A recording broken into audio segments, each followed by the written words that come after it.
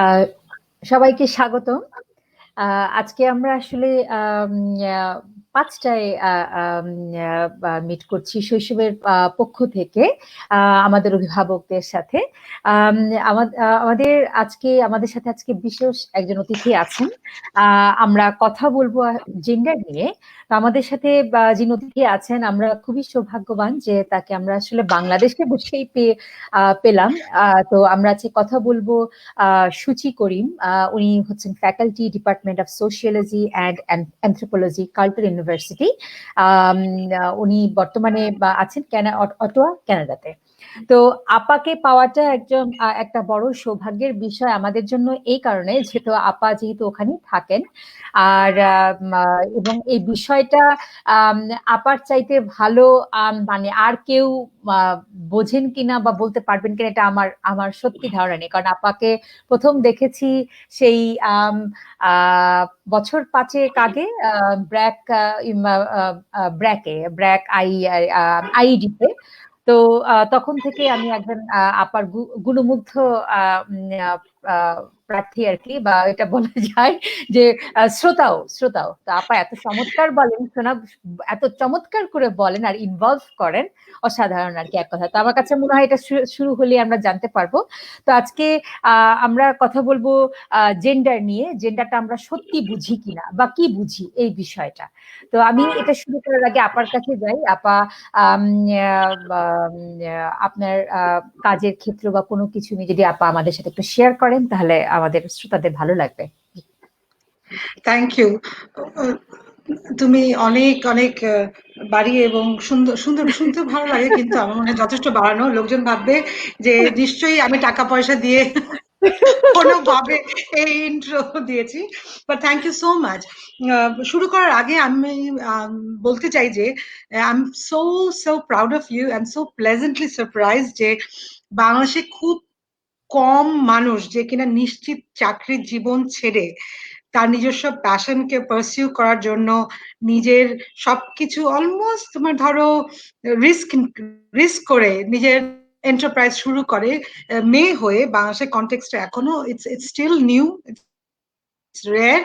এবং তুমি যে ওই সাহস আছে তোমার, আহ, এটা এটা মানে এটা সত্যি সত্যি অ্যাডমায়ার করার মতো।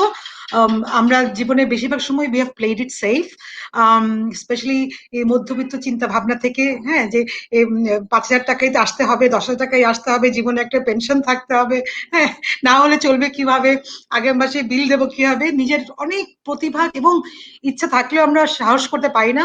এটা একটা বড় কারণ জেন্ডারও। কারণ যদি মনে হয় যে মেয়েদের খুব কমই সাহস দেয় যে তুমি নিজে সাহস করে নিজে সবকিছু রিস্কে নিয়েও তুমি আসলে এই ইটস ওয়ার্থ ইট। হ্যাঁ, এটা খুব কম মানুষ করতে পারে।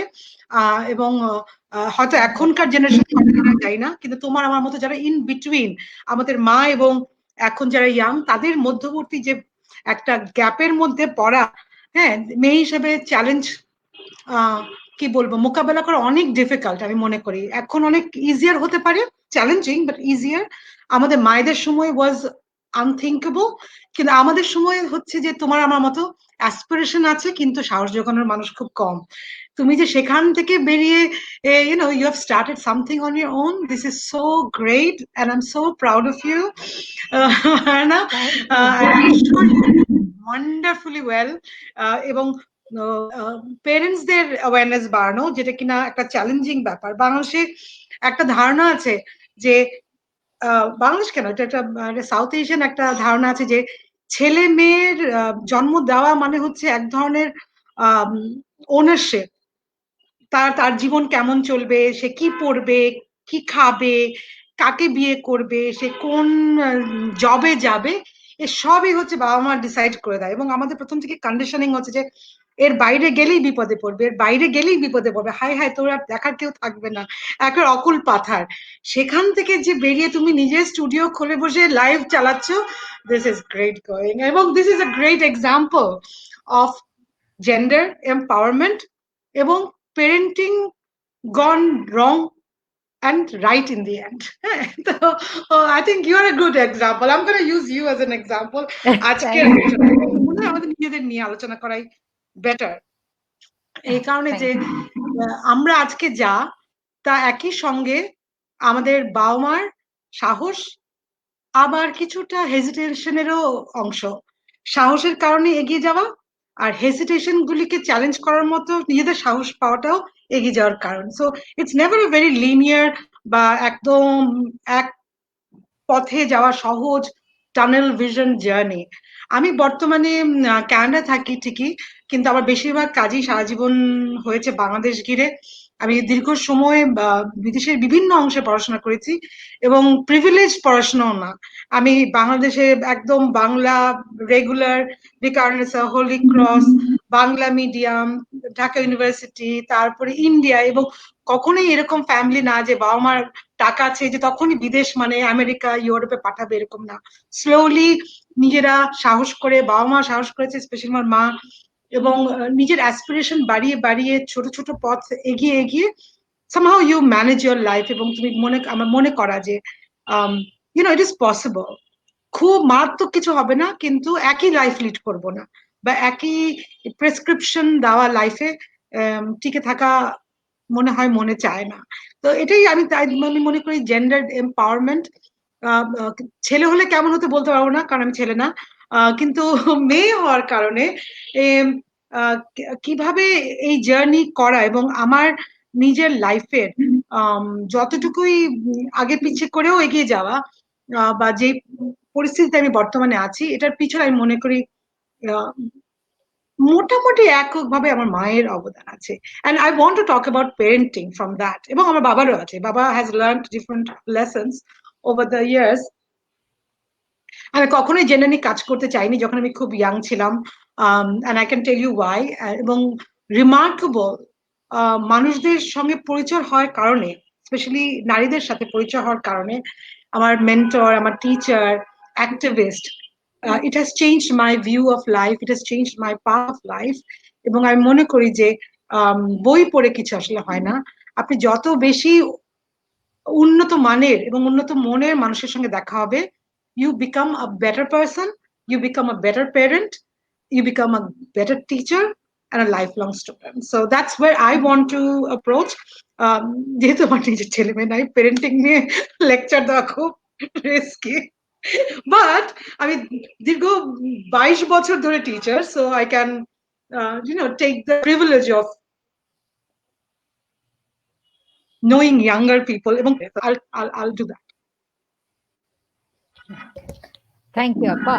সো আমাদের আজকের কনভারসেশনটা যেহেতু হচ্ছে জেন্ডার নিয়েই, তো জেন্ডার জিনিসটা কি, এটা এই শব্দটা কি এক্সপ্লেইন করে, বা এটা আসলে মানে কি দাঁড়ায়? বইতে তো আমরা অনেক শব্দ মানে দেখি, এবং যখন এই যে ইন্টারনেটে সার্চ দেই তখনও অনেক মানে বেশ মানে বের হয় আর কি।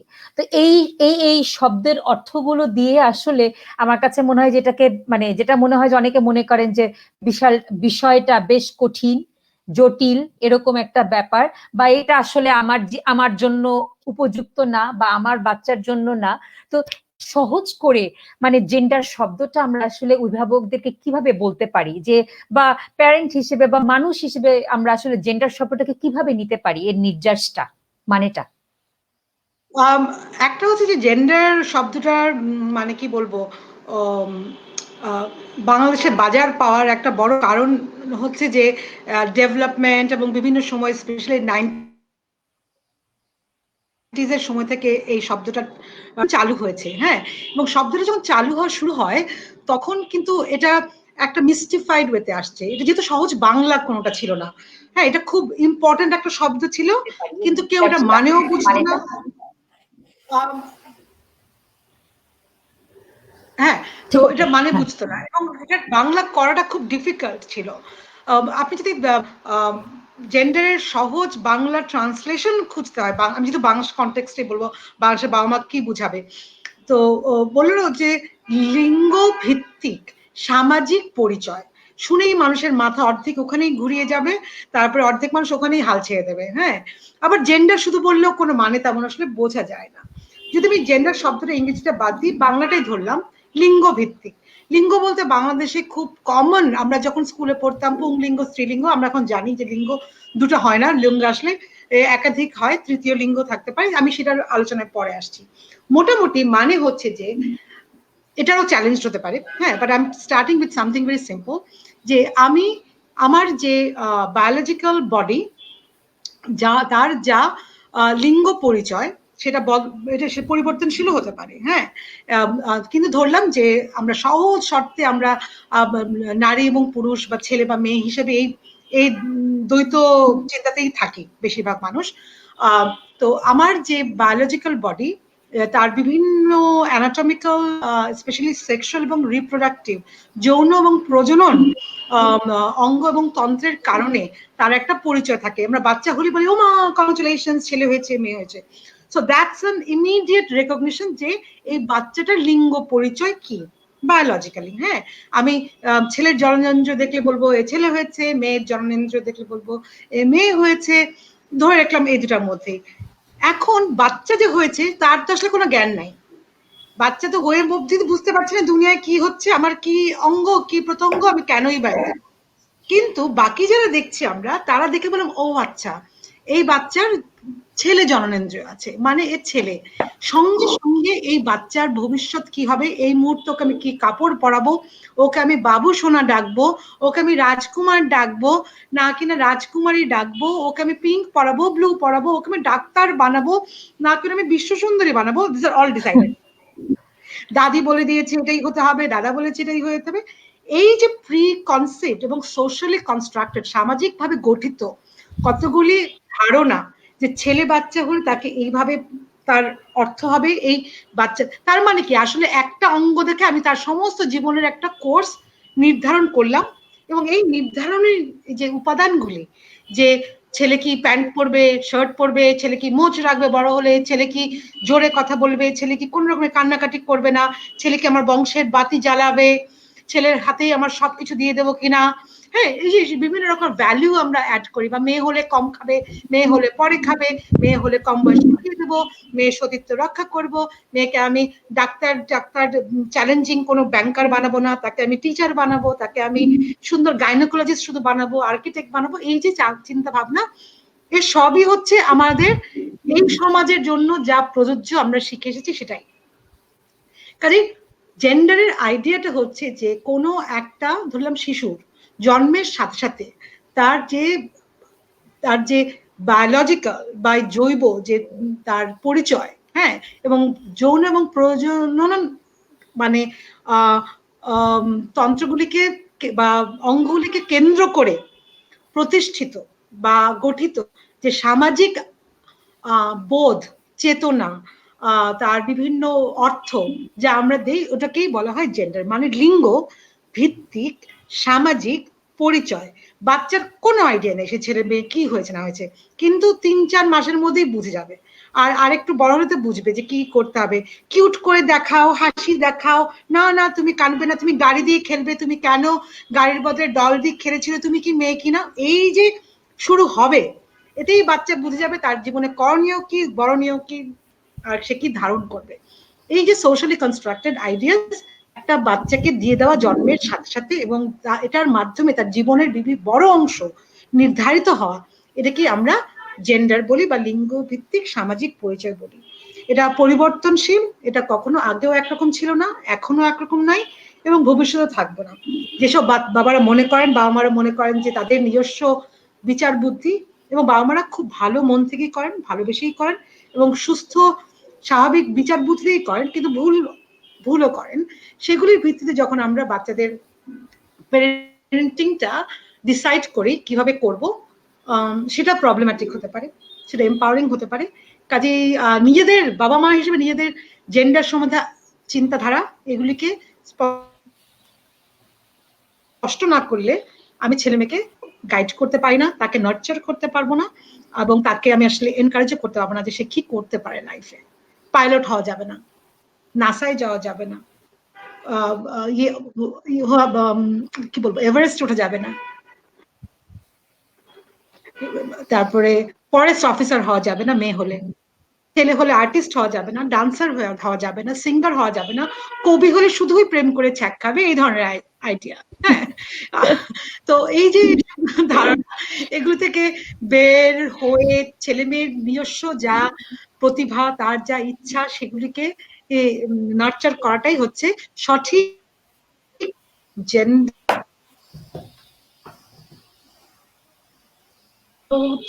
কাজে সেই হিসেবে আমি বলতে পারি যে that's how we need to understand gender. Alright. আমাদের মানে অভিভাবকদের মানে সবার জন্যই, মানে আপনার কথা থেকে আবার বোঝা যাচ্ছে যে আসলে অ্যাজ এ মানুষ হিসেবে বা একটা মানুষকে মানুষ হিসেবে রেইজ করতে গেলে তো আসলে আমাদের এই কনসেপ্টটা ইম্পর্টেন্ট, এটা বুঝতে পারছি এখন। বাট অভিভাবকদের জন্য এই জিনিসটা গুরুত্বপূর্ণ। এখন আপনি আজকে শুরুতে আড্ডাতেই বলছিলেন যে আপনার প্যারেন্টসরা আপনাকে যেভাবে রেইজ করেছে, যেমন ডেফিনেটলি আমার কাছে বোঝা যাচ্ছে যে একটা স্বাধীন একটা মানে আপনার একটা স্বাধীনতা ছিল নিজস্ব। আপনি কোথায় যাবেন বা আপনি যে পাথটা নির্ধারণ করছেন যে কোন রাস্তা দিয়ে যাব বা এটা এভাবে যাব, এই যে ওনাদের সাপোর্টটা, ওনারা যে ছেলে বা মেয়ে এভাবে চিন্তা করেন নাই, এই এই ধরনের আইডিয়াটা ওনাদের ভিতরে কিভাবে এসেছিল ডেভেলপ, এটা এই ধরনের আইডিয়া আসলে জেনারেট করে কি করে, বা এটার মধ্যে আসলে জেনারেট করতে গেলে কিসের প্রভাবটা থাকে আসলে? আমার মনে হয় এটা এটা একটা এটাও মানে এই যে উপলব্ধি, এটাও আমার ধারণা। আমি যদি আমার নিজস্ব একটা মানে অ্যানালিসিস আছে, এবং যেটা আমি প্রায় আমার বাবা মার সঙ্গে এখন ফ্রি বলে আলোচনা করি, এবং আমার কমপ্লেনও আছে এই বিষয়ে। I have contested my parents a lot, but I also know that they have tried their best. আমার বাবা মার ক্ষেত্রে আমরা খুবই আমার আমার বাবা মা দুজনই খুব স্ট্রাগল করা মানুষ, ফার্স্ট জেনারেশন। আমার মা ইউনিভার্সিটিতে যেতে পারেনি, আমার বাবা ইউনিভার্সিটি যাওয়া, তারা ফার্স্ট জেনারেশন আরবান প্যারেন্টস, হ্যাঁ, যারা এসেছে। আমার মনে হয় আমার বাবা মার আমাদের প্রতি, বা আমি আমার বোন, আমাদের কোনো ভাই নেই, হ্যাঁ, আমাদের প্রতি যে পজিটিভ এবং এনকারেজিং এনভায়রনমেন্ট তৈরি হয়েছে, আমার ধারণা এটা একটা বড় কারণ হচ্ছে ছেলের অভাব। হ্যাঁ, এই কারণে যে ওরা ছেলে বানানোর চেষ্টা করেছেন আমাদের। আমার মনে হয় যদি ছেলে থাকতো তাহলে একটা কম্পারেটিভলি আনতে পারতাম যে আসলে ওরা কত লিবারেটেড ওয়েতে কাজ করছে বা করে নাই।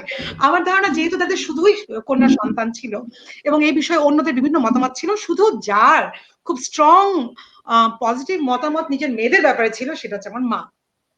আমার মা খুব কম বয়সে তাকে বিয়ে দেওয়া, একটা ইয়াং মেয়ে, 18-19 বিয়ে, 21-এর মধ্যে 2 বাচ্চা হয়ে যাওয়া, নিজের লাইফে খুব বড় স্ট্রাগল করা, এবং আমার মা নিজে খুব খুব অল্প থেকে অনেকখানি অ্যাচিভ করা একজন মানুষ।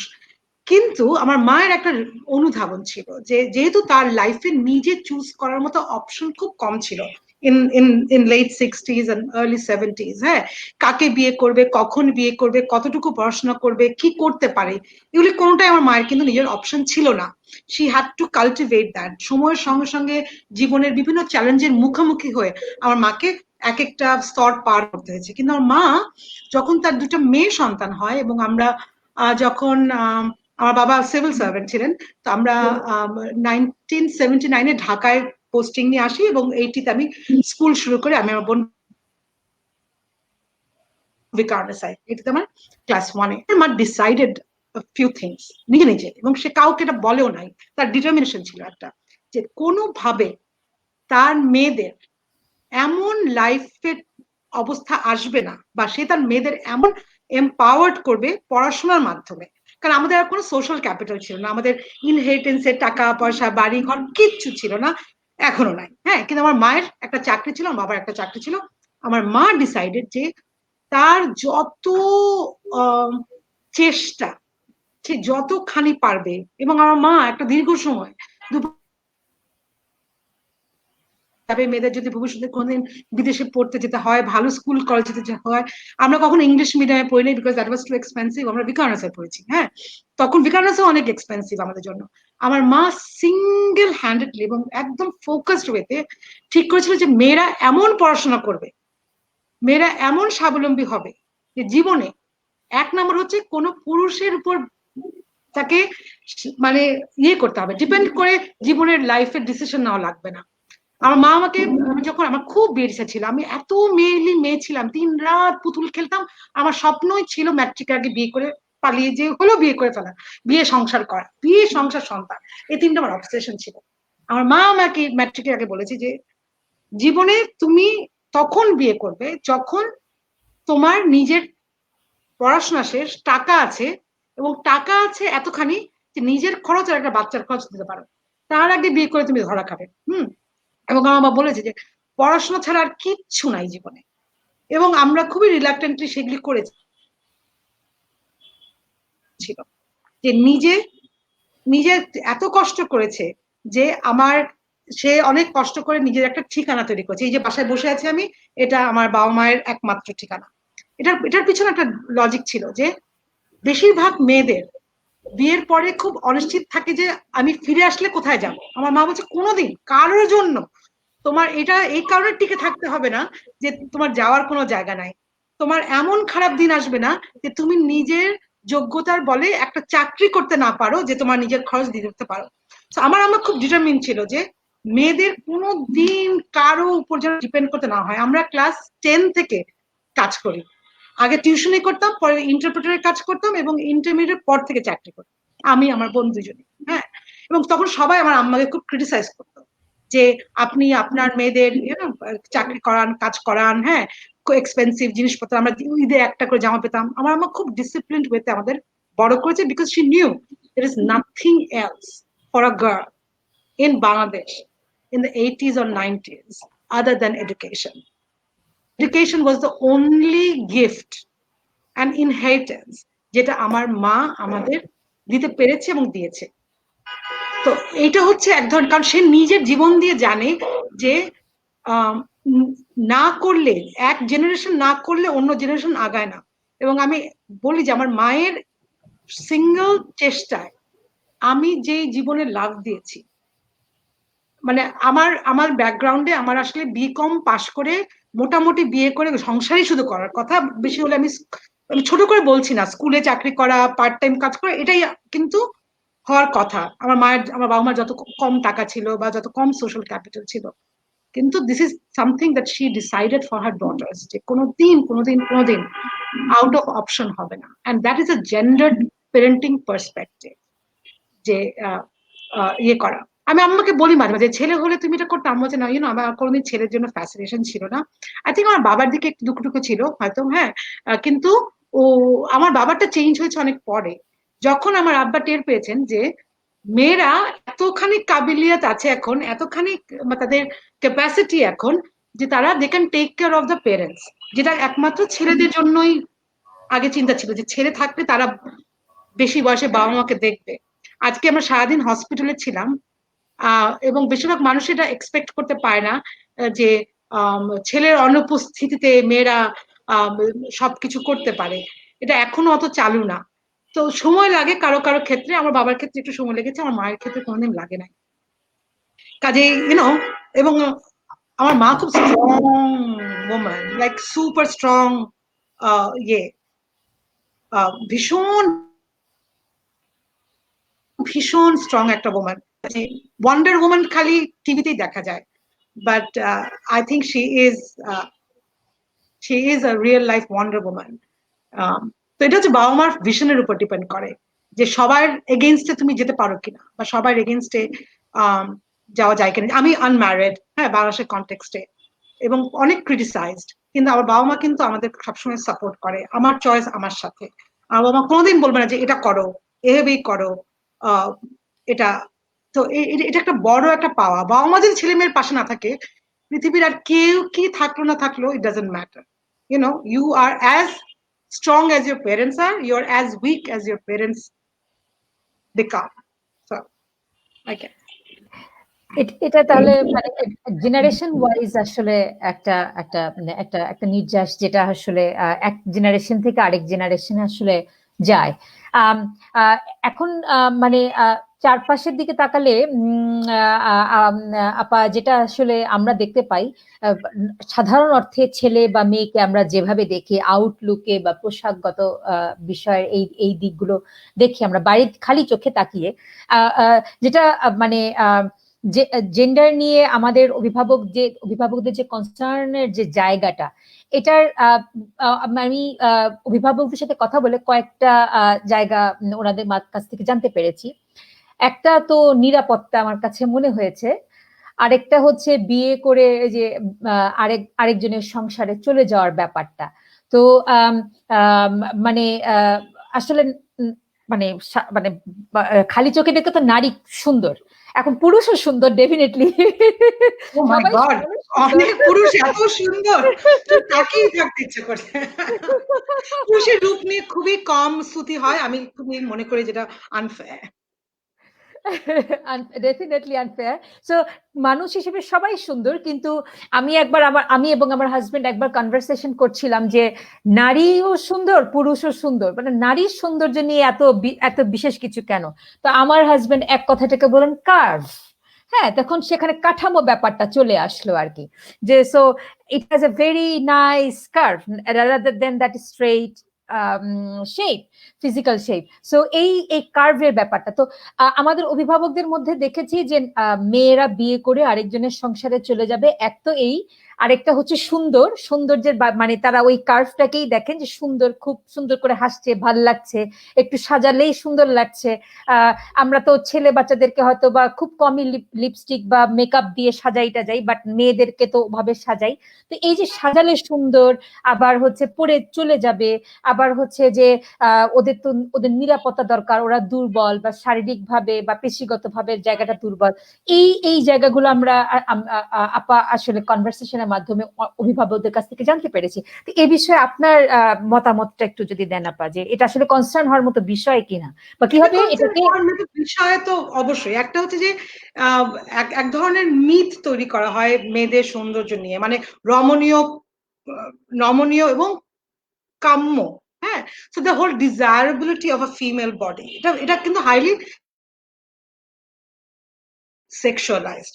এটা কিন্তু সুন্দর লাগছে ছেলে মেয়ে একই ভাবে না, কিন্তু মেয়ের সৌন্দর্য সেটা ছোটবেলা থেকে হলে, ইস তোমার বাচ্চাটা এত ফর্সা এত সুন্দর হয়েছে বুঝছো, পরে তো ছেলেদের লাইন লেগে যাবে, তোমার তো বিয়ের সময়ই হবে, হায় হায় তোমার মেয়েটা তো কালো হয়েছে বুঝছো, তুমি এখন থেকে যদি স্বপ্ন নাও তোমার মেয়ের তো বিয়ে হবে না। হ্যাঁ, তোমার মেয়ের তো চুল পাতলা, তোমার মেয়ের তো গাল ফোলা, তোমার মেয়ের তো এই হয়েছে। হ্যাঁ, these are all very problematic sexualized way of looking at children. আপনার একটা কমন প্র্যাকটিসের কথা বলি, ছোট কাল থেকে মেয়ে বাচ্চাদের বউ সাজানো, oh my god, I loved it but I hate it now. হ্যাঁ, খালি মেয়ে কিছু হলে চলো তোমাকে বউ সাজাই, হ্যাঁ তোমাকে বউ সাজাই, মেয়েরাও বলছে ঠিক আছে বউ সাজাই, তার মানে কি মেয়ের মাথায় ঢুকে যে বিয়ে as an institution is not exciting, wedding is very exciting, তার মানে কি আমি অ্যাটেনশনের পাত্রী হতে চাই, তাই তো? এটা একটা মেয়ের মাথায় ঢোকানো। প্রথমত আপনার হাজবেন্ড যদি বলে যে মেয়ের কার্ভ সুন্দর, বলা আসলে আপনাকে বলতে হবে যে ছেলের যে ম্যাসকুলিন স্ট্রাকচার ভেরি বিউটিফুল। হ্যাঁ, আপনি ঋত্বিক রোশন দেখেন, আপনি ম্যাট ডেমন দেখেন, আপনি ড্যানিয়েল ক্রেগ দেখেন, আপনি ভি শেপড বাটুল দি গ্রেট দেখেন, হ্যাঁ সবাই হ্যাজ ভেরি মানে আসলে কথা হচ্ছে যে যেই নারী বা পুরুষ যেই মানুষেরই শারীরিক ফিটনেস আছে সেই কাম্য। হ্যাঁ, আমরা খুবই কম বলবো আচ্ছা, কিন্তু প্রত্যেক মানুষের পছন্দ ডিফারেন্ট, কিন্তু এই যে একটা আইডিয়া যে মেয়েদের একটা পার্টিকুলার ওয়েতে দেখতে হবে বুঝতে হবে, এটা খুবই খুবই সমস্যাপূর্ণ, কারণ মেয়ে আস্তে আস্তে এটাকে ইন্টারনালাইজ করা শুরু করে এবং তার এক সময় নিজের প্রতি আপনার বিশ্বাস বা কনফিডেন্স এটা কমে যায় যদি সে ওই কাঠামো ওই কার্ভ ওই আউটলুক থেকে কিছুটা 19-20 হয়ে যায়। আমি জীবনে খুবই ইনসিকিউর একটা ইয়াং মানুষ ছিলাম। একে হচ্ছে আমার মা খুবই নাম করা সুন্দরী, মানে মানে লোকজন ফিট হয়ে যায় এমন সুন্দরী, এবং আমি ছোটকাল থেকে একমাত্র এবং এখন পর্যন্ত এই প্রায় 50 মতো বয়স তখন পর্যন্ত শুনে আসছি হায় হায় তুমি আপন মেয়ে, এটা তোমারই মা, অবস্থা কেন?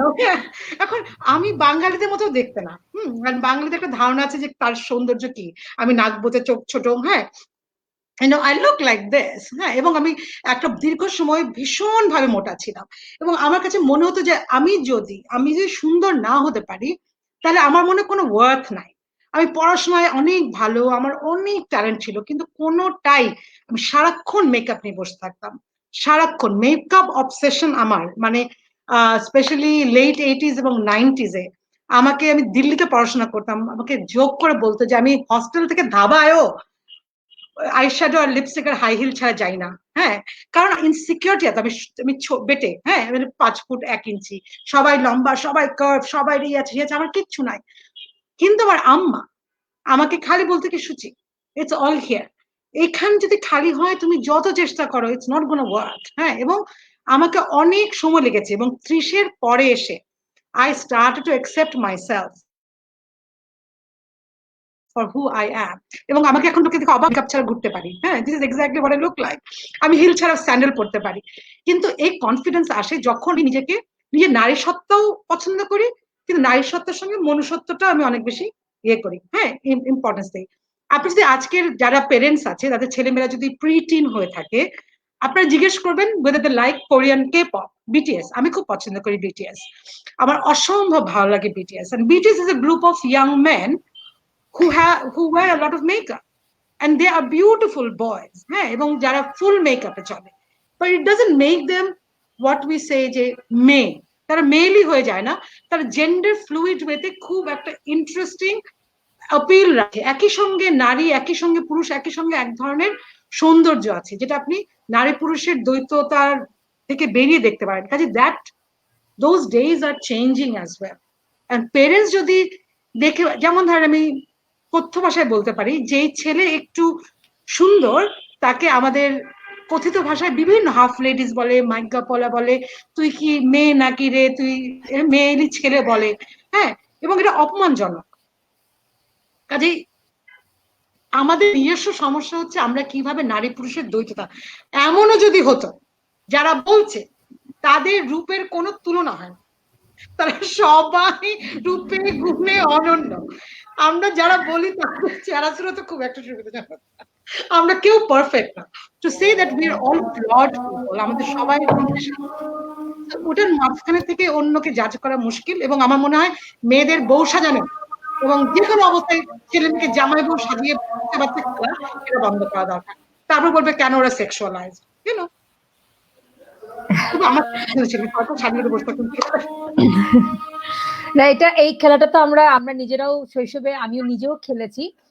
মানে আমি আমার নিজের দিকে, মানে আপা যে আপনি যে গুরুত্বপূর্ণ পয়েন্টগুলা মানে মেনশন করলেন, একটা তো হচ্ছে যে কালার, মানে সেন্সিটিভিটি। হ্যাঁ, যে মানে স্কিন কালার নিয়ে খুবই টেন্স, মানে প্যারেন্টসরাও টেন্স, এবং তাদের টেনশনটা যায় হচ্ছে বাচ্চাদের মধ্যে।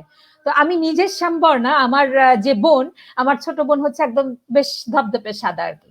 তো একটা মানে আমাদের দুজনের জন্য ছোটবেলা থেকে এমন ভাবে কাপড় কেনা হলো যে যার ওভাবে ম্যাচ করে আর কি। তো ব্যাপারটা হচ্ছে কি যে মানে মানে একটা লম্বা সময় লাগছে আপা, এই যে ওখান থেকে একটা গন্ডি থেকে বা একটা এই যে একটা যে কমন থিংস অফ থটস বা একটা এই জায়গা থেকে বের হয়ে আসতে একটা বড় সময় লাগতেছে। এই সময়টাকে কমানো যায় কিনা?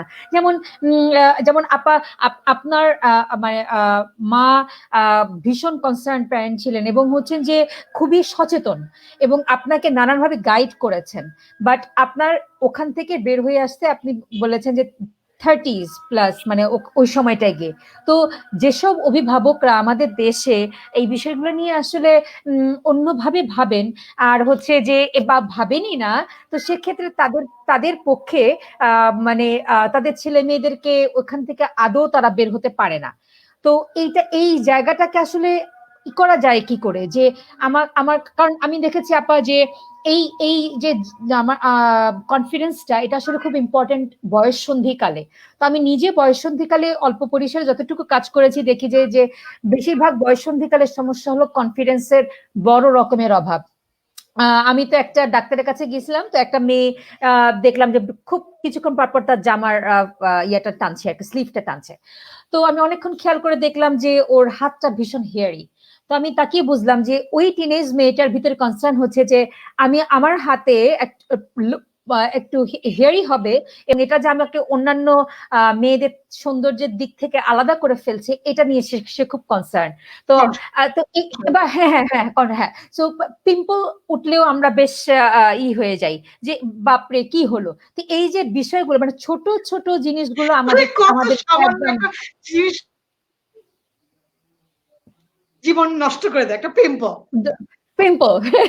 তো সেক্ষেত্রে যদি আমার জেন্ডার নিয়ে আমার ভেতরে ওই জিনিসটা থাকে যে আমি মেয়ে এবং আমাকে এভাবেই চলতে হবে, আমার তো মনে হচ্ছে এটা রীতিমতো একটা মানে মানে একটা ভীতিকর ব্যাপার, রীতিমতো ভীতিকর ব্যাপার ভীতিকর যে এবং সারাক্ষণই টর্চার, কেন ভাবতে এক হবে। ধরনের টর্চার।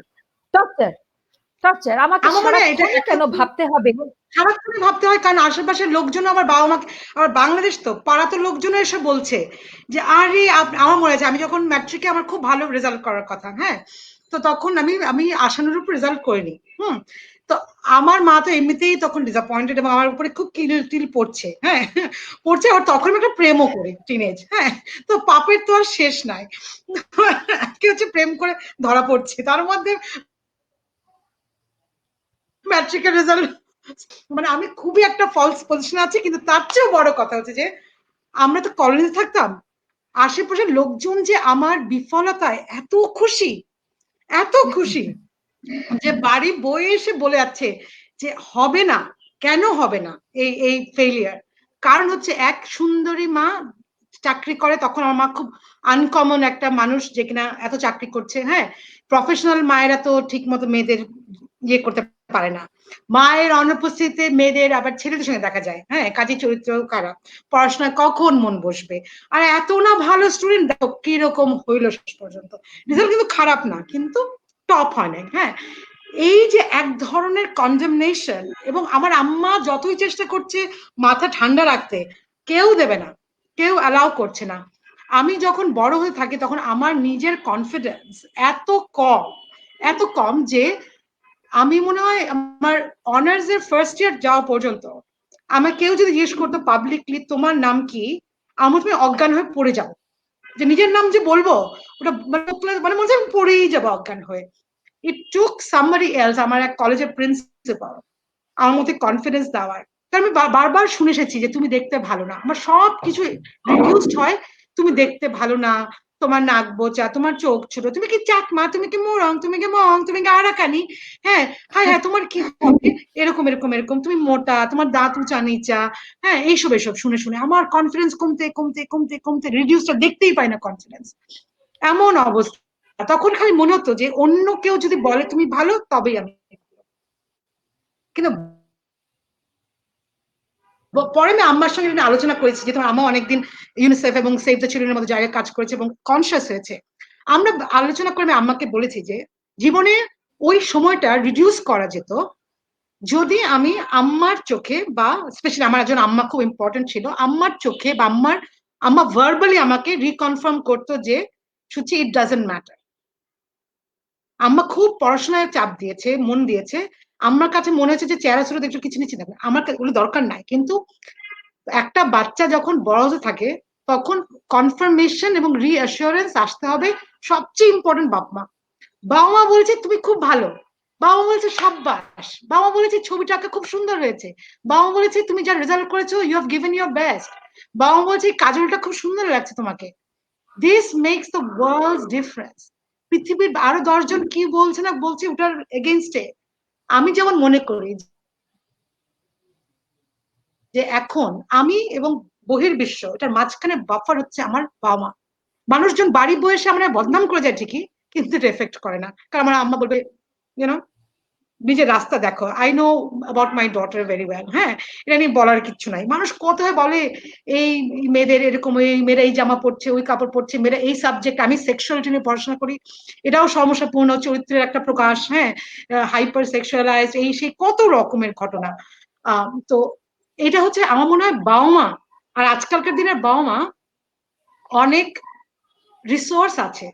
বাবা মা যদি মনে করে যে মেয়ের গায়ে অনেক লোম, আমাকে মেয়েকে 12 বছর বয়স থেকেই ভিট লাগিয়ে লাগিয়ে চামড়া খুলে দিতে হবে, then spend half an hour in the internet and get to know যে গায়ের লোম এবং তার সঙ্গে রমণীয়তার যে সম্পর্ক সেটা হচ্ছে খুবই রিসেন্ট এবং it's a very western concept. পৃথিবীর 2/3 লোকজন মেয়েদের গায়ে লোমই পছন্দ করে বা লোমই নর্মাল। এটা একটা আইডিয়া যে নির্লোম দেহ হচ্ছে সৌন্দর্যের প্রতীক, নির্লোম দেহ হচ্ছে নবজাতকের প্রতীক, নবজাতক শিশুরই একমাত্র কিছু নির্লোম দেহ থাকে, আর পৃথিবীর কারো থাকে না। আর, 1 ধরনের বিড়াল থাকে নির্লোম, স্ফিংস ক্যাট, এটা ছাড়া কারো নির্লোম থাকে না। নির্লোম করার জন্য তাকে অ্যাডাল্ট হতে হবে, তার নিজের ডিসিশন নিতে হবে। কিন্তু টেনে হিচড়ে 12 বছর 13 বছরের মেয়েকে এই আইব্রাও করিয়ে, মোচ উঠিয়ে, হাতের বগল, পা, পিউবিকে সব ছিলে ছুলে, মানে it's a torture. Why would you do that? Don't. মানে বাবা মা একই সঙ্গে এনেবলিং ফ্যাক্টর, একই সঙ্গে ডিস্ট্রাকটিভ ফ্যাক্টর। বাবা মা আমাকে ভালোবাসে না মানে আমার জীবন শেষ। বাবা মাকে ভালোবাসে মানে I have all the ability to fight against everyone, আর কারো কিছু আসে যায় না। বাবা মা হাতিয়ার, যেই হাতিয়ার দিয়ে ঢাল, আবার সেই বাবা মাই আবার কোপ দিতে পারে। So it's about your own perspective, বাচ্চা কি ইম্পর্টেন্ট কিনা।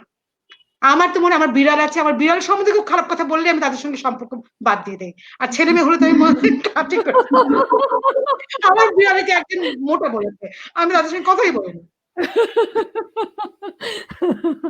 So, Parenting is that you protect. Parenting is not about খেয়ে পড়ে বড় বুড়া হলে আমাকে দেখবে। You are nurturing a full human being. আমার সম্পত্তি না, তাই না? আমি জানি আমি তোমাকে জন্ম দিয়েছি, কাজেই তোমার উপর অধিকার আমার। That's the most difficult, challenging and wrong perception. বাচ্চার জীবনকে আগিয়ে দেওয়া আমার দায়িত্ব, তার জীবন কন্ট্রোল করা আমার দায়িত্ব না। একটা আছে তো আমাদের দেশে, তোমার ওই যে দুধের ঋণ শোধ করতে করতে, বাবা মার ঋণ শোধ করতে করতে বাচ্চার শেষ। কিন্তু ঋণ তো শোধ করার নাই, ঋণ তো শোধ করতে পারবে না। কিন্তু বাচ্চা নিজের মতো সুখী থাকতে তো বাবা মার মনে হবে যে ঋণ শোধ হয়েছে। দ্যাটস হোয়াট আই থিঙ্ক, তুমি জানো তো। কিন্তু বাচ্চার কাছে খুব কষ্ট পায় বাবা মার।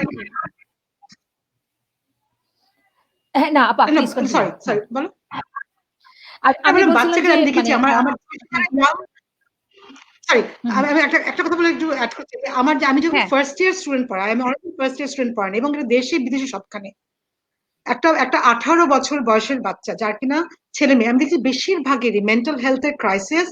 কারণ তারা মনে করে যে তারা আসলে তারা বাবা মাকে বুঝিয়ে বলতে পারছে না, বা বাবা মা তাকে অ্যাপ্রিসিয়েট করতে পারছে না ফুললি। তার যেসব পোটেনশিয়াল আছে, তার যেসব ফ্ল আছে, সেইগুলিকে এমব্রেস করতে পারেনি বাবা মা। আমার বাচ্চা পারফেক্ট হবে না, আমার বাচ্চা ম্যাথসে দুর্বল হতে পারে, আমার বাচ্চা আর্টসে ভালো হতে পারে, আমার বাচ্চা ম্যাথসে খুব ভালো হতে পারে, কম্প্রিহেনশনের ডাব্বা হতে পারে, আমার বাচ্চা গিটার না বাজিয়ে গান গেতে পারে, আমার বাচ্চা নার্ভাস হয়ে যেতে পারে, বাচ্চা আর অ্যাংজাইটি থাকতে পারে। কিন্তু ওই যে আমার একটা কাজিন ছিল, স্ট্যামার করতো ছোটবেলায়, ও কি যে করতো সবাই। এবং he is 30 years old now and he has become such a মানে socially failure of a person, যে কিনা সারা জীবন ছোট হয়ে আসছে শুধু সবার কাছ থেকে হেয় হয়ে। এই তুই তোতলা, তুই পড়তে পারিস না, তুই আবার বলতো যেই শব্দে গিয়ে আটকে যায় সেটাই আবার মানুষ বলে। এটা যে কত ডিমিনিং, কত খারাপ। এবং বাবা মা এগুলো দেখে দেখে খুব ইনসিকিউর ফিল করে এবং বাচ্চাকে দিত মার। সেই বাচ্চা বড় হয়ে নিজের কোনো কিছু করতে পারে নাই। And I he is one of my most favourite cousin, আমার প্রথম কাজিন। কিন্তু ইট একস মাই হার্ট। আমি এখন বুঝি ওর ডিসলেক্সিক ছিল, ও পড়তে, ওর রিডিং অসুবিধা ছিল, কিন্তু তখন কেউ ডিসলেক্সিয়া ধরতে পারতো না।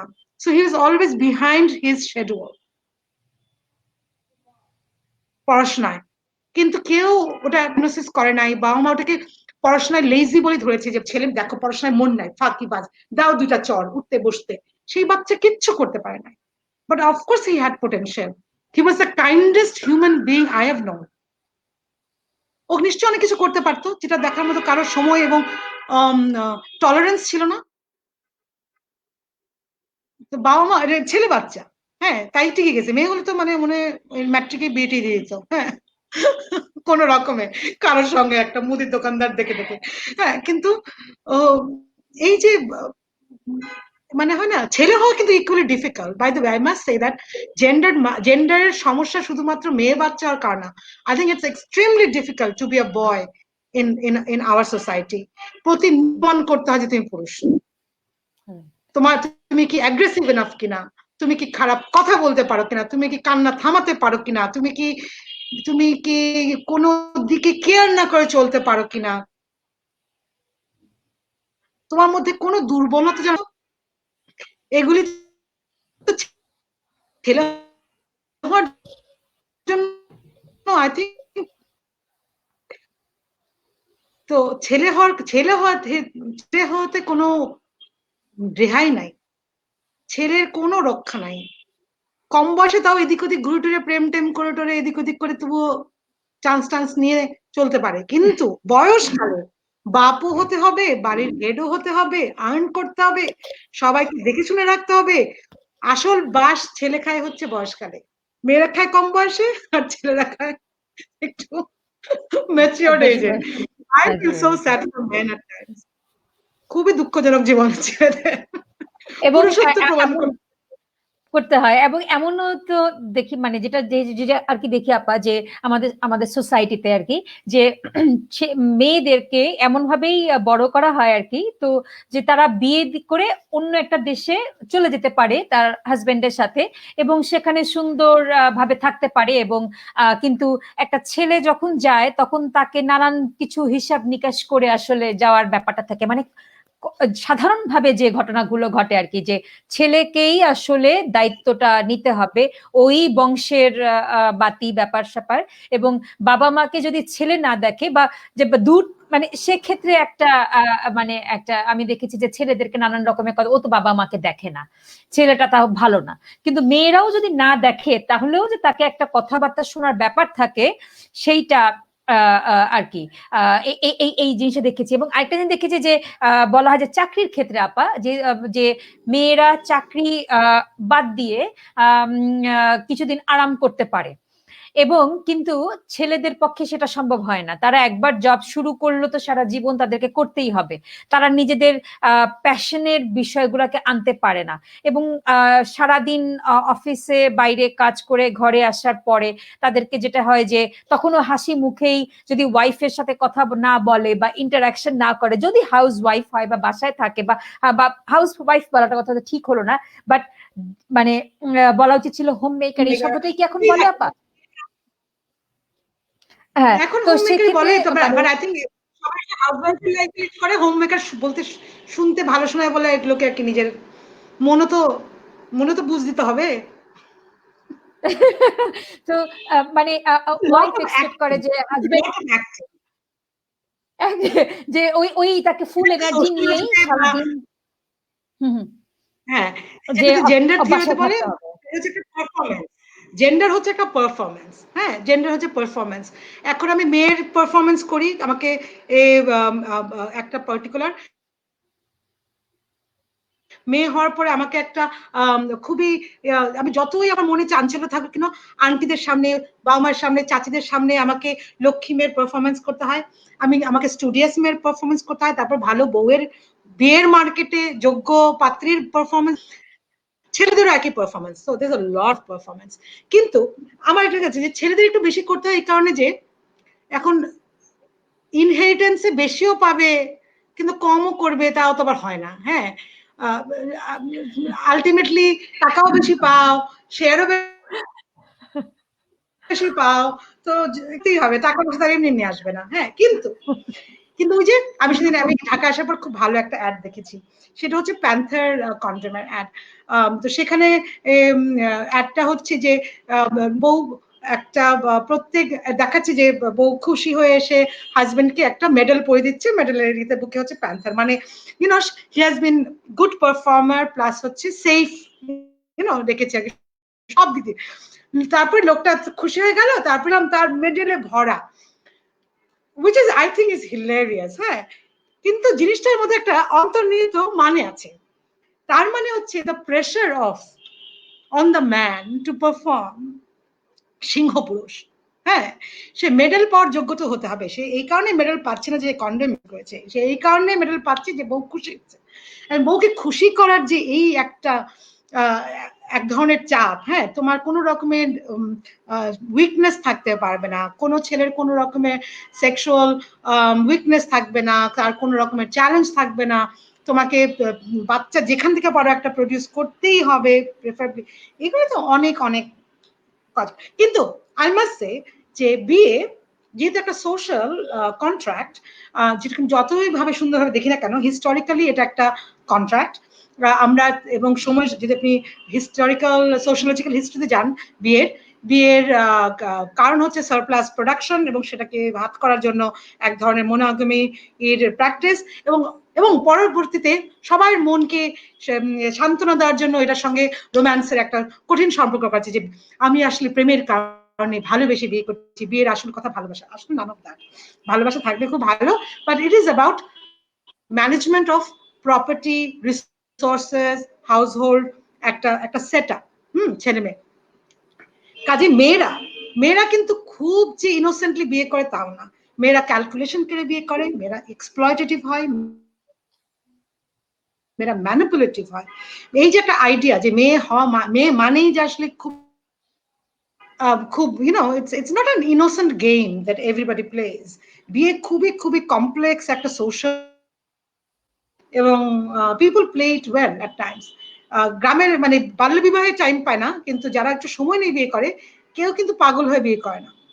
আমরা সবাই পাগল হয়ে বিয়ে করতাম, বিয়ে করার কথা ভাবছি মনে হয় 17-19-এ, তারপর আর কেউ পাগল হয় না, সবাই মোটামুটি হিসাব করে। ভালো পাত্র মানে কি বলেন? কেউ প্রেম করছে এই জন্য ভালো পাত্র? মোটেই না। ভালো পাত্র পাত্র হওয়া অনেক ডিফিকাল্ট। পাত্রী মোটামুটি 4 মাস পার্লারে গেলে পর পাত্রী চেহারা সুরত ঠিক করতে পারে, পাত্র চেষ্টা করলেও পারে না। আচ্ছা, ভেরি আনফেয়ার, ভেরি আনফেয়ার, এবং এটা বাচ্চাদের ছোটকাল থেকে শেখানো হয়।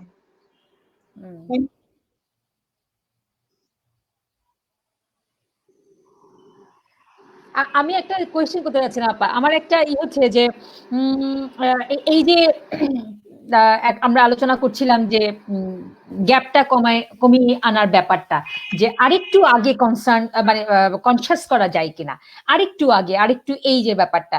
তো ফ্রিজ হয়ে গেছে, আমাকে আরেকবার বলবে? Can you repeat? Sorry, I missed it. Yes আপা, আমি বলছিলাম যে এই আমরা কথা এর আগে একটা প্রসঙ্গে এসেছিল যে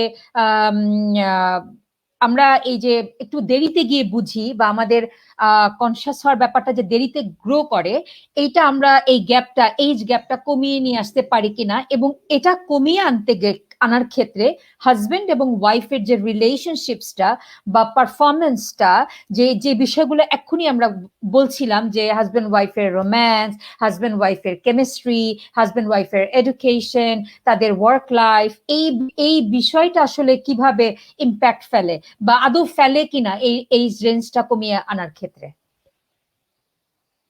আমার মনে হয় এটা হ্যাঁ না দুটোই আছে। একটা হচ্ছে যে আমাদের একটা সামাজিক একটা বোধ আছে বা একটা মিথ আছে যে husband wife as a unit, এটা হচ্ছে যে 7 পাকে বাঁধা, মানে শুরু করেছি মানে একটা মরা পর্যন্ত যাবে। হ্যাঁ, এবং একইভাবে যাবে। আমরা আমাদের ছেলে মেয়েকে যদি আমার মনে হয় যে আমি আমার বাবা মাকে অ্যাপ্রিসিয়েট করতে শিখেছি যখন আমি আমার বাবা মা ইউনিটের বাইরে ইন্ডিভিজুয়াল হিউম্যান বিং হিসেবে অ্যাপ্রিসিয়েট করতে শিখেছি বা দেখতে শিখেছি, again with their strength and flaws. আমি জানি যে আমার বাবা মা হওয়া ছাড়াও বা একে অন্যের হাজব্যান্ড ওয়াইফ হওয়া ছাড়াও তাদের নিজস্ব স্বকীয়তা আছে, এবং সেটা অ্যাপ্রিসিয়েট করার মতো। আমার মা হওয়া ছাড়াও নারী হিসেবে এবং মানুষ হিসেবে অনন্য, বা তার কিছু গ্যাপ আছে, আমি সেটা অ্যাকনোলেজ করি। আমার বাবা হওয়া ছাড়াও, আমার মায়ের হাজব্যান্ড হওয়া ছাড়াও, as a man he has certain qualities and I appreciate that, and he has certain flaws I don't. এই যে দেখা, এবং সন্তান হওয়া ছাড়াও আমি যে একটা মানুষ, এই যে আমরা একই ইউনিটিতে থেকে একই সঙ্গে আমরা একটা ফ্যামিলি ইউনিট, বা একই সঙ্গে আমরা ইন্ডিভিজুয়ালিও রেসপেক্টেবল হওয়ার মতো এই বোধটা থাকা। আবার এটাও ভুল ধারণা যে বাবা মার সঙ্গে যদি বাবা মা নিজেদের মধ্যে যদি সারাক্ষণ প্রেম মহব্বত, বাবা মার মধ্যে কনফ্লিক্ট আসতে পারে, বাবা মার মধ্যে সেপারেশন আসতে পারে, বাবা মা ডিভোর্স হতে পারে। কিন্তু বাবা মা যদি তাদের নিজস্ব বিটারনেসটাকে বের করে ছেলে মেয়েকে ইন্ডিভিজুয়ালি কমপ্লিমেন্টারি একটা পেন্টিং করে, তাহলে ছেলে মেয়ে অসুখী বাবা মার সঙ্গে থাকার চেয়ে সুখী আলাদা বাবা মা অনেক পছন্দ করে। যে কোনো বাচ্চা সারাদিন রাত বাবা মা ঝগড়া করছে, কাজ্জা ফ্যাসাদ, হ্যান ত্যান, মারামারি, এ ওকে তুই তোকারি, এ সারাক্ষণ বলছে তোমারই দোষ, তোমারই দোষ, তুমি কি জানো, আমি কি জানি, আমি তোমার জন্য কত টাকা আয় করি, আমি কি তোমার বাড়ির বান্দি টাইপের কথাবার্তা, এসব চলছে, খুব common dialogue. And children don't like that. এটা কোনো বাবা মার সম্বন্ধে কোনো ভালো জিনিস তৈরি করে না। এবং আমরা বড় হয়ে সেই ধরনের রিলেশনশিপেই যাই যেই ধরনের রিলেশনশিপ আমরা বাসায় দেখে অভ্যস্ত, আমরা সেটা রেপ্লিকেট করি। আপনি দেখবেন we become the things that we hate most.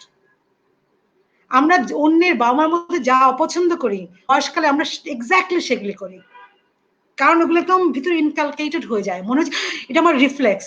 কিন্তু বাবা মা যদি মনে করে যে বাচ্চা শুধুমাত্র ইউনিটের একটা আউটকাম না বা বাই প্রোডাক্ট না, বেশিরভাগ ক্ষেত্রে কেন বাংলাদেশে কয়টা বাবা মা বলবে যে তারা সন্তানের জন্ম দিয়েছে because they wanted to be parents at the right time? It's more or less a compulsory byproduct of marriage.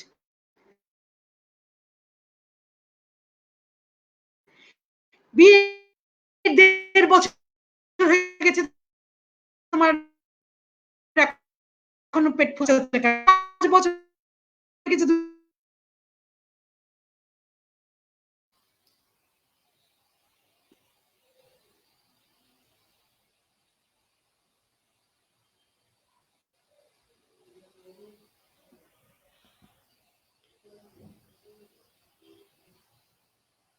কথা শুনতে পাচ্ছি না আপা, বোধহয় নেটওয়ার্ক হ্যালো, প্রবলেম।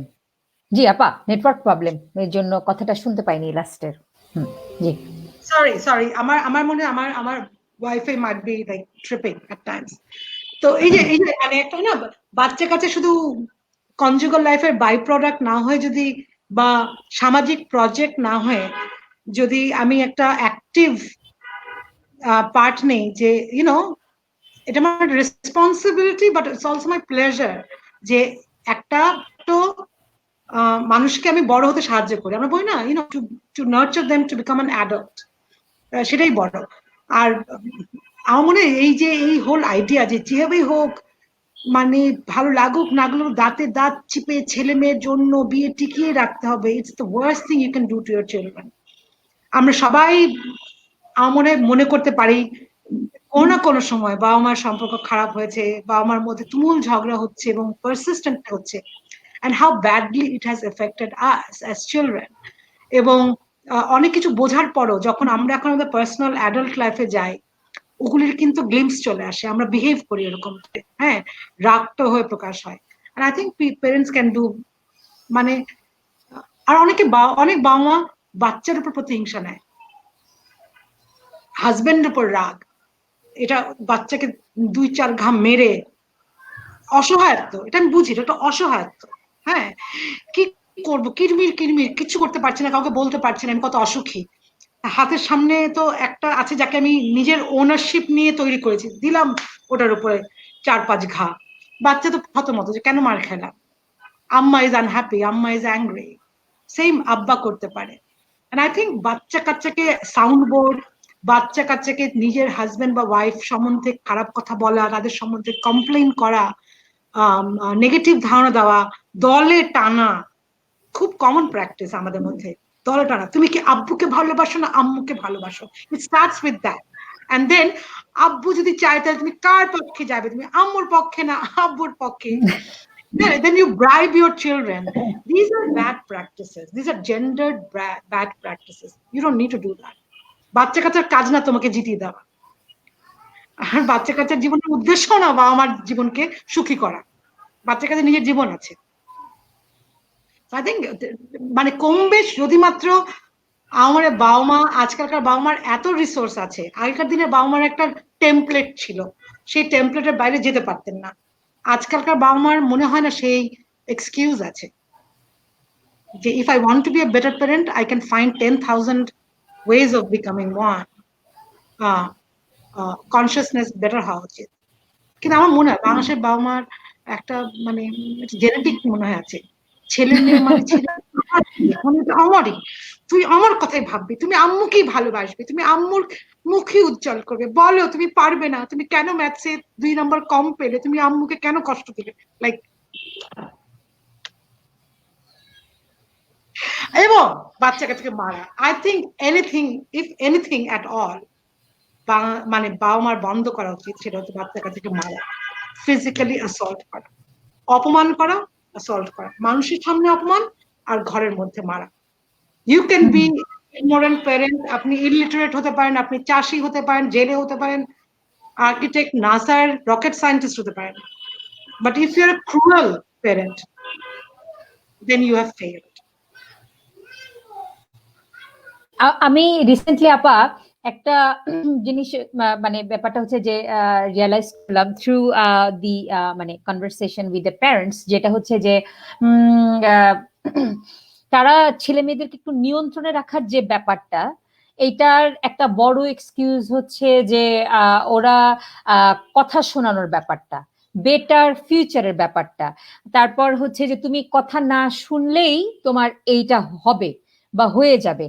আর একটা হচ্ছে ভয় ভীতি, যে ব্যাপারটা যে বাবা মার কথা শোনা, যে ভয় ভীতি দিয়ে দিয়ে রাখলে ওদেরকে নিয়ন্ত্রণ করা বা কন্ট্রোল করাটা খুব সুবিধা হয় এটা অভিভাবকদের পক্ষে। যেমন এই যে ছেলে মেয়েদের কে আসলে যে ওদের নড়াচড়াটাকে নিয়ন্ত্রণ করার জন্য মোবাইল দিয়ে বসিয়ে রাখা, সারাক্ষণ নড়বে না। এবং এই কনফ্লিক্ট বা যে ওদেরকে ওদেরকে মানে মানে হচ্ছে যে অভিভাবকদের সাথে যে কথা বলবে বা আলোচনা করবে বা ওরা যে আসলে ওদের মতামতটা জানাবে, ওদের এই এই এই ব্যাপারটাকে বন্ধ করার জন্য আসলে ছোটবেলা থেকে ভয় ভীতি দিয়ে সাপ্রেস করে রাখার একটা ব্যাপার থাকে।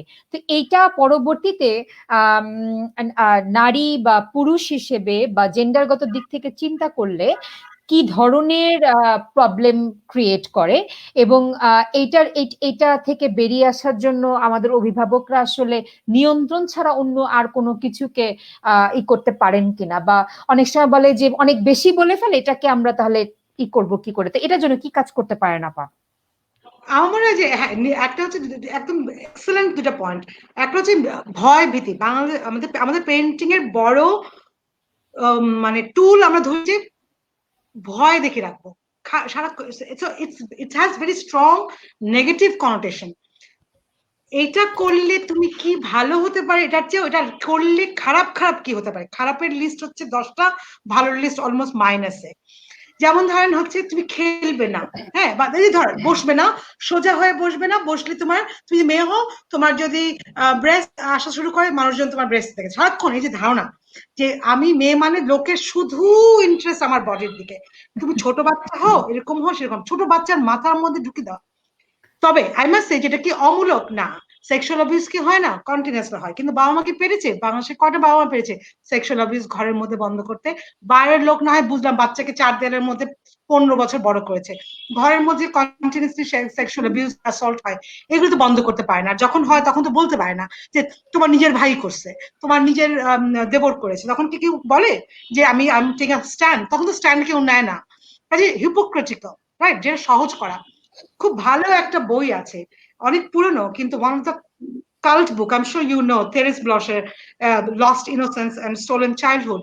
ওখানে একটা চ্যাপ্টার আছে মিডল ক্লাস ছেলেমেয়ের পারসেপশন অফ প্যারেন্টিং এর উপরে, still so relevant, one of the first work বাংলাদেশের কনটেক্সটে।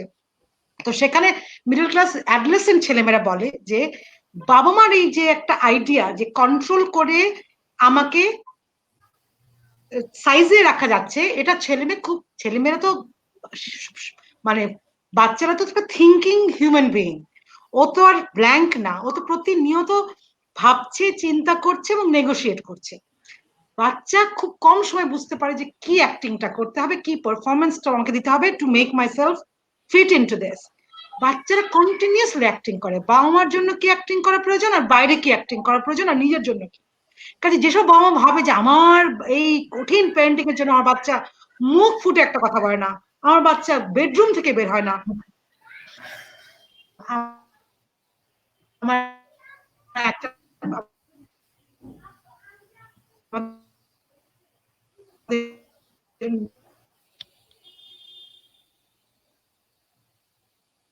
এই পার্টে আপা কথা কেটে কেটে আসছে।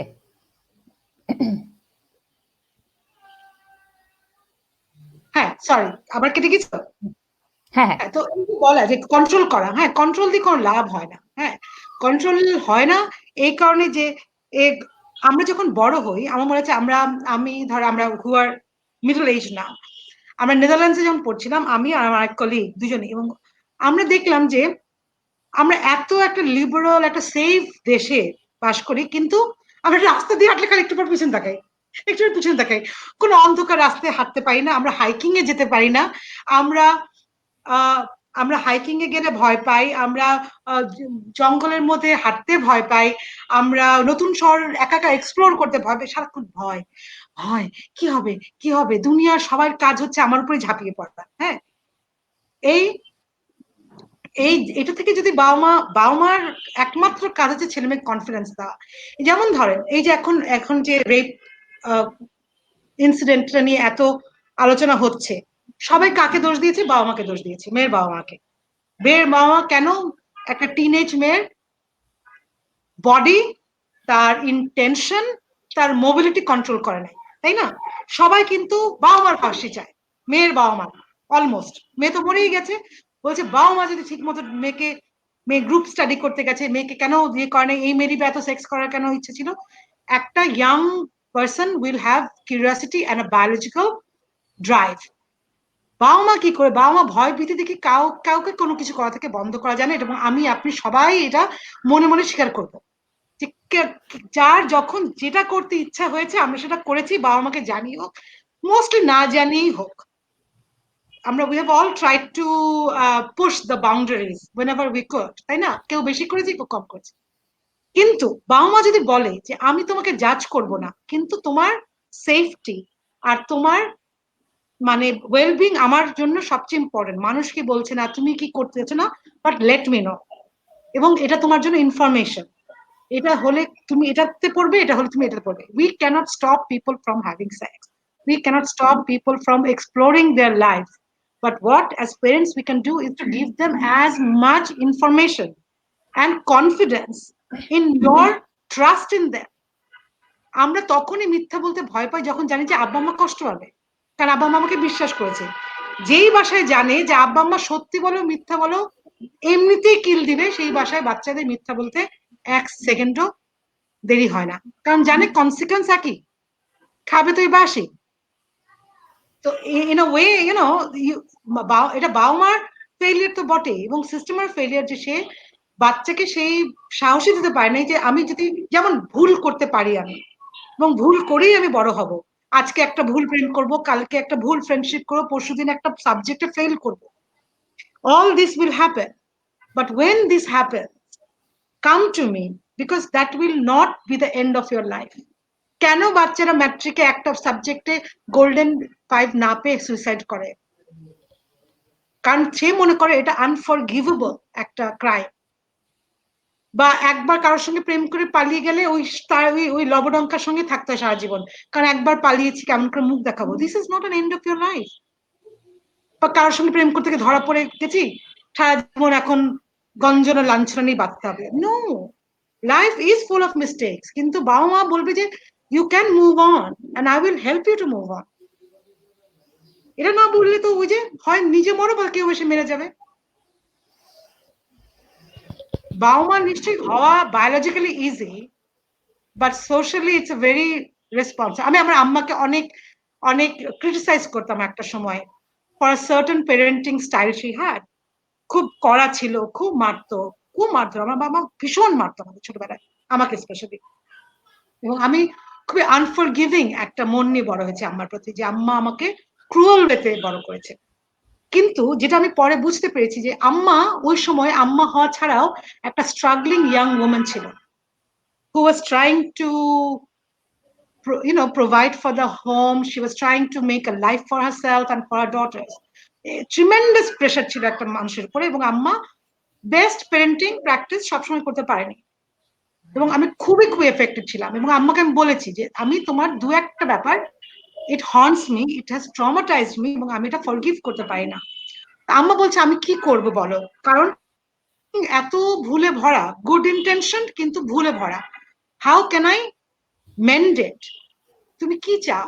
আমি বলছি আমি চাই তুমি অ্যাকনলেজ করো, তোমাকে আমার কাছে আমি it's not about forgiveness, but I want you to acknowledge that it was wrong and it has impacted me. এবং আমার আম্মা and we are very good friends, we are actually very close friends, এবং আমার আম্মা আমাকে বলেছে যে আমি যে এটা করেছিলাম এটা ভুল ছিল, এটা হার্মফুল ছিল, and I if I knew better আমি এটা করতাম না, কিন্তু তখন আমার কাছে এর চেয়ে বেশি জানা ছিল। এটা অ্যাকনলেজমেন্টটা আমার জন্য খুব important to move on in life, and it has made me a better teacher in life. কিন্তু বাবা মাকে সেই মন রাখতে হবে যে বাবা মা মানেই তো তুমি ভুলের ঊর্ধ্বে না। ছেলে মেয়ে যেমন ক্ষমার যোগ্য হওয়া উচিত, বাবা মা ক্ষমার যোগ্য হওয়া উচিত। বাবা মা হওয়ার অনেক ডিফিকাল্ট ব্যাপার, I am sure. Perfect parent, ভুল না ভুল থাকবে, সব ভালো কাজ আমরা ভুলে যাবো, যেই দিন মায়ের দিছে সেটাই মনে রাখবো, তাই না? রাইট আপা, ভুলটাই রাইট। মনে রাখবো, সেই দিন তো আমার দিছি না দুইটা কোণে। হ্যাঁ, কিন্তু আরো যে 364 দিন, হ্যাঁ, চোখের পানি নাকের পানি করে নিজে না খেয়ে খাওয়াইছে, এটা কিন্তু মনে রাখি না। এটা আপা আমার মনে হয় ওভারঅলি হিউম্যান আমরা মানুষ তাই। যেমন আমার মনে আছে আপা ছোটবেলায় স্কুলে একটা কবিতা পড়েছিলাম, ইংরেজি কবিতা, ওটার নাম মানে কবির নাম আমার মনে নাই, কিন্তু এটা হচ্ছে যে সে একটা সময় খুব ভালো কাজ করেছিল, দেশের জন্য কাজ করেছে, এবং সে তার নাম হয় সে প্যাট্রিয়ট।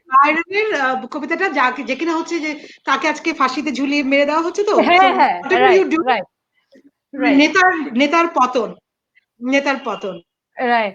তো মানে the name of Byron, probably. তো এই জিনিসটা তো আসলে থাকবেই, থাকবে, কিন্তু আমার মনে হয় যে মানে মানে পেরেন্টিং, আমার কাছে মনে হয় যে পেরেন্টিং এ ভালোবাসা, প্রতিনিয়ত শেখার স্পৃহা, এবং কিছুটা হলেও হাম্বলনেস থাকতে হবে। অহমিকা সহ পেরেন্টিং খুব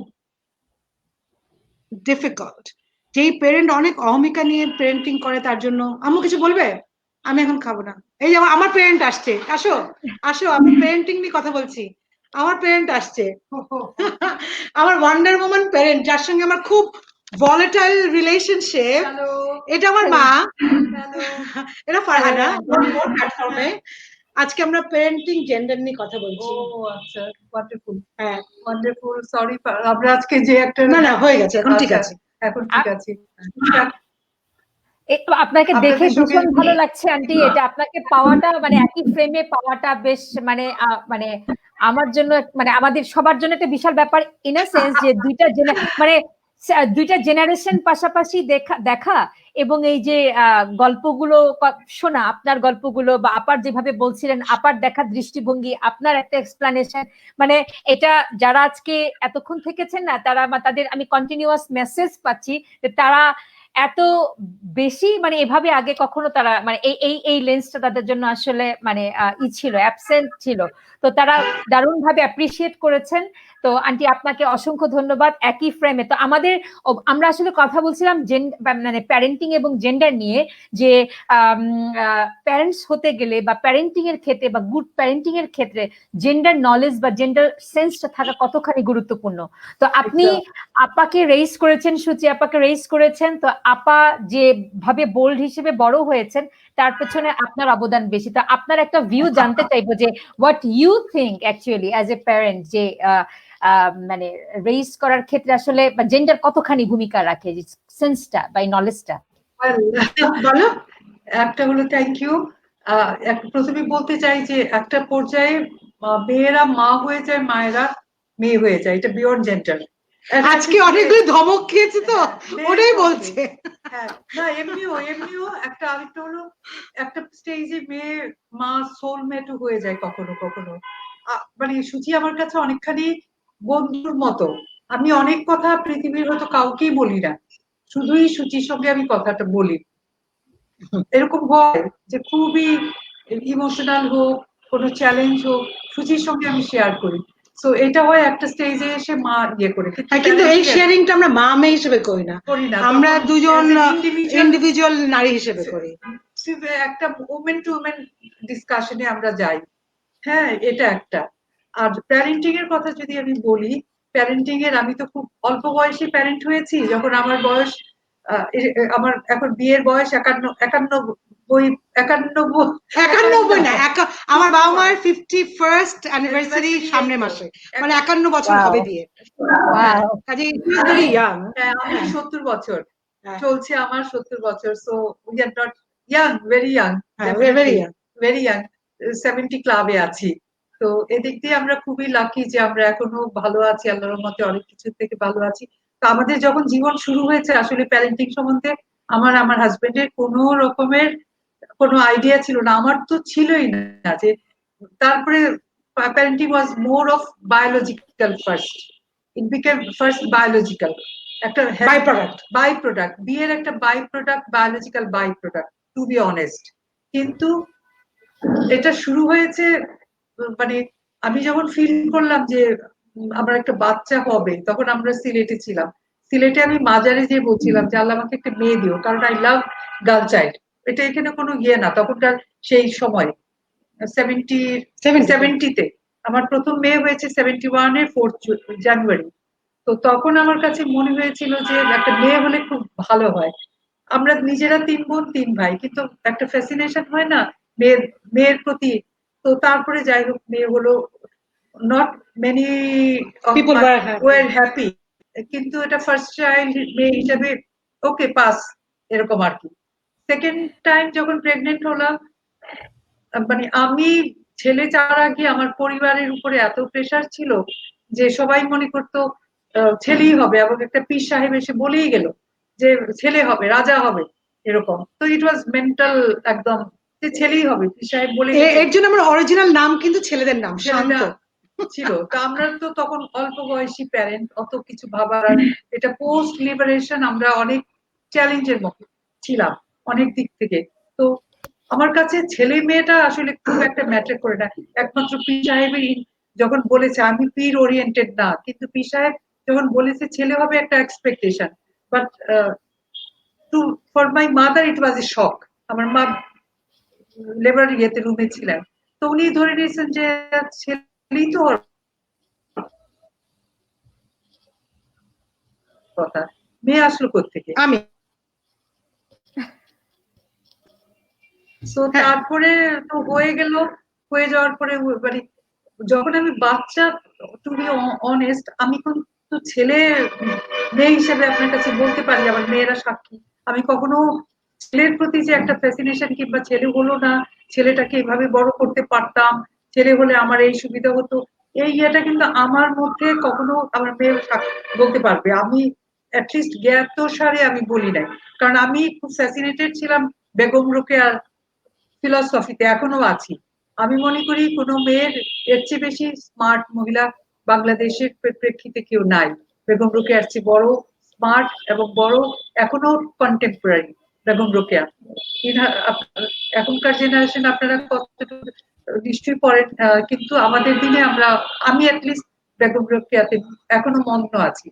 রবীন্দ্রনাথের প্রতি যতখানি মগ্নতা, এক ধরনের ভালোবাসা, আর বেগম রোকেয়া হলো আমার নিজের শক্তি। হ্যাঁ, কিন্তু আমি একটা প্রশ্ন করতে চাই, তোমার ছেলে হলে হাইপোথেটিক্যালি তুমি কি অন্যভাবে রেজ করতে, মানে আমাদের যেভাবে রেজ করেছো তার সঙ্গে কোনো ডিফারেন্স তুমি না মনে হয়? অনেস্টলি বলো, এখন বলে কোনো অসুবিধা নাই। তুমি কি দেখেছো কাপড়ে চোপড়ে তোমাদের কখনো ফেমিনিন ইয়ে মানে চেয়েছি সুইট কাপড় চোপড় মেয়েদের, কিন্তু আমি ওটাকে মনে করি নাই যে এটাকে মেয়ে হিসাবেই বড় করছি। হ্যাঁ, কিন্তু তুমি ধরো টিনেজের পরে বা আমি বড় হওয়ার পরে তুমি আমাকে ওড়না পরানোর বহু, হ্যাঁ ওটা সোশ্যাল, ওড়না পরানোর বহু চাপ দিয়েছে, স্কার্ফ পরানো এবং ওড়না পরানো, মানে স্কার্ফ মানে গলায় কিছু একটা সামাজিক অব্লিগেশন ঝুলানোর।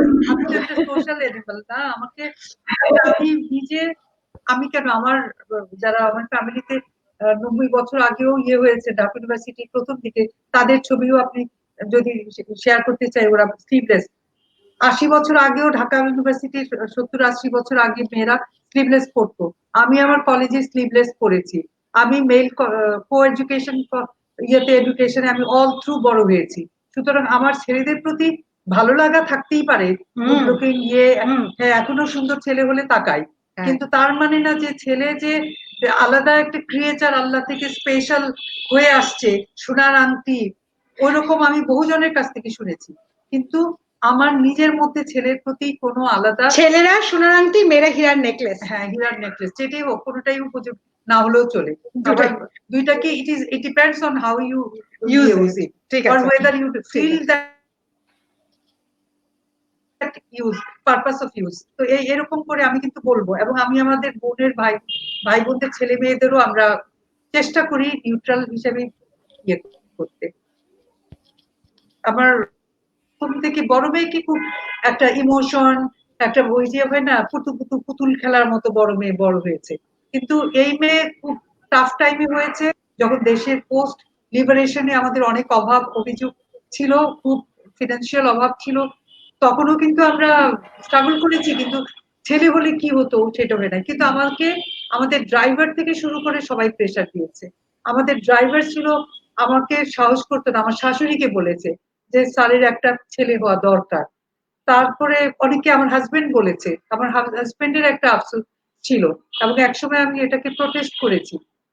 তো এই ছেলে নিয়ে আমার অ্যাটলিস্ট আমি অন্যদেরও বলি, এবং আমার আম্মারও অনেক ছেলের ইয়ে ছিল, প্রেম ছিল ছেলের, মানে আমরা 3 বোন 3 ভাই, আমাদের বোনদের বাসায় এসে 15 মিনিটের মধ্যে ছেলের বাসায় ফোন করতেন।